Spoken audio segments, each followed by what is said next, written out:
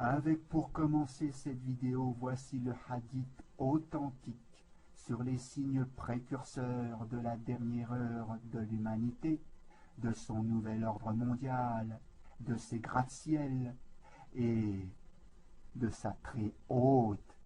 technologie qui est toute proche, imminente. Tout comme les preuves vont vous être présentées dans cette vidéo en fonction de la révélation coranique, la parole d'Allah, subhanallah wa ta'ala, qui est au-dessus des associateurs, des hypocrites et des peuples infidèles, mais aussi en fonction des hadiths authentiques qui n'ont pas été falsifiés et qui n'ont pas été inventés. Ce que vous pouvez vérifier par vous-même tout autour de vous dans le monde qui nous entoure. L'islam, la foi, l'excellence et les signes de la dernière heure de l'humanité. Omar ibn al-Khattab, second calife des musulmans et du califat islamique, dit: alors que nous étions assis auprès du messager de Dieu, salat alayhi wa salam, voici qu'apparut à nous un homme aux habits d'une vive blancheur et aux cheveux d'une noirceur intense, sans trace visible sur lui de voyage, comme s'il venait de nulle part, et personne parmi nous ne le connaissait. Il vint s'asseoir en face du prophète, sallallahu alayhi wa sallam, plaça ses genoux contre les siens, posa les paumes de ses mains sur les deux cuisses du prophète, sallallahu alayhi wa sallam, et lui dit: ô Mohammed, informe-moi au sujet de l'islam. L'islam, un mot arabe qui signifie obéissance, soumission aux volontés et aux lois d'Allah révélées dans le Saint-Coran. Le messager de Dieu dit: l'islam consiste à ce que tu attestes qu'il n'est de Dieu que Dieu,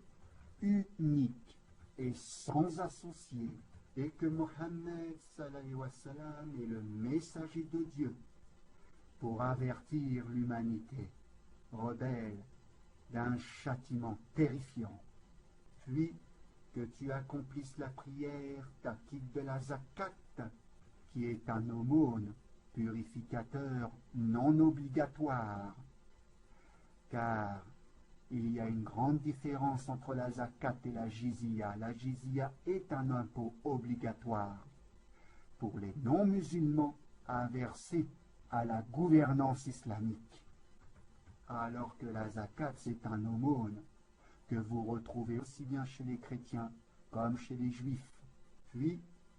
que tu jeûnes le mois de Ramadan et que tu te rendes à la maison sacrée à la Mecque, la Kaaba, pour y accomplir le pèlerinage si tu en as les moyens. Tu dis vrai, dit l'homme. Nous fûmes pris d'étonnement. Il l'interroge puis l'approuve. Il dit: informe-moi au sujet de la foi. C'est, dit le prophète sallallahu alayhi wa sallam, de croire en Dieu unique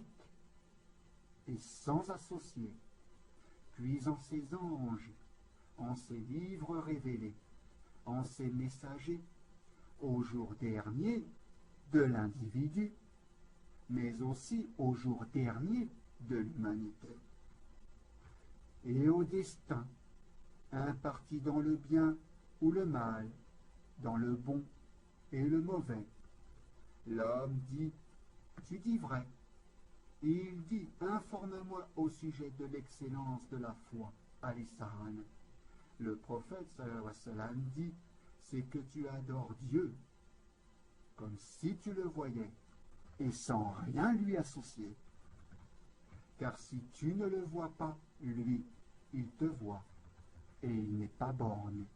car il voit aussi le contenu des cœurs et les intentions cachées au plus profond des âmes. L'homme dit: informe-moi au sujet de l'heure, de la dernière heure de l'humanité. de sa très haute technologie et de son nouvel ordre mondial, celui du XXIe siècle, dans lequel nous sommes. Le prophète, sallallahu alayhi wa sallam, dit « L'interrogé n'en sait pas plus que celui qui interroge. » Et il dit « Informe-moi alors sur les signes précurseurs de la dernière heure de l'humanité. » Et il dit « C'est lorsque la servante engendrera sa propre maîtresse, dans la parabole, où la jeunesse rebelle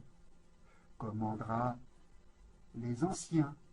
et aussi dans une autre parabole où la fille commandera sa mère, donnera des ordres à sa mère. Et lorsque tu verras les patrons miséreux, les bergers, les chefs de famille, pieds nus et mal vêtus, c'est-à-dire dans une parabole mal payée et qui paye plus pour celles et ceux qui font croire que le paradis est sur terre, en rivalisant dans l'édification des constructions élevées, les gratte-ciel, pour atteindre la création d'Allah, ou pour copier la création d'Allah. Puis l'homme partit. Quant à moi, je restai un moment. Le prophète sallallahu alayhi wa sallam me dit alors « Ô Omar, sais-tu qui interrogeait ?» Je dis « Dieu et son messager en savent plus. » Il dit « C'est Gabriel, Jibril, l'archange d'Allah, qui est venu à vous pour vous enseigner votre religion, mais aussi pour faire comprendre quels sont en réalité les derniers moments de l'humanité, celle qui rivalise avec la création d'Allah, pour copier le paradis d'Allah sur terre, rapporté par Muslim. Le hadith sur l'édification de constructions élevées, construites par les esclaves des athées, des hypocrites et des peuples infidèles aux lois d'Allah, que sont les juifs et les chrétiens, plus connus sous le nom de Tour de Babel, celle du paradis terrestre des athées, des hypocrites et des peuples infidèles aux lois de Dieu, qui devient l'enfer pour le croyant musulman, qui reste honnête, sincère, pratiquant et droit, puis totalement soumis aux lois d'Allah, en n'étant pas corrompu par le côté matériel de la dunya terrestre, qui est offert par les athées, les hypocrites et les peuples infidèles aux lois d'Allah. Le hadith sur l'édification de constructions élevées de Paris à New York, en passant par Moscou en Russie, sans oublier Londres, ou bien en passant par la Tour Milad chez les imposteurs à Téhéran, ou la Burj Khalifa à Dubaï, qui n'est autre que le hadith de la fin du XXIe siècle et de la fin de sa très haute technologie, que sont les ovnis du gouvernement des Nations Unies, mais aussi la fin de leur vortex, tout comme la preuve va vous être présentée dans cette vidéo, plus connue dans le deuxième livre des rois du chapitre 2 de la Bible, comme étant des tourbillons en forme de spirale, comme par exemple les gratte-ciel construits en forme de tourbillon ou de spirale, avec pour commencer la Chicago Spire, la flèche de Chicago, en image devant vous, puis la Turning Torso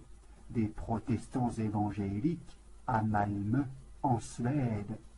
juste en face de Copenhague, la capitale du Danemark, en photo devant vous. Vient ensuite, dans les constructions élevées en forme de tourbillon ou de spirale,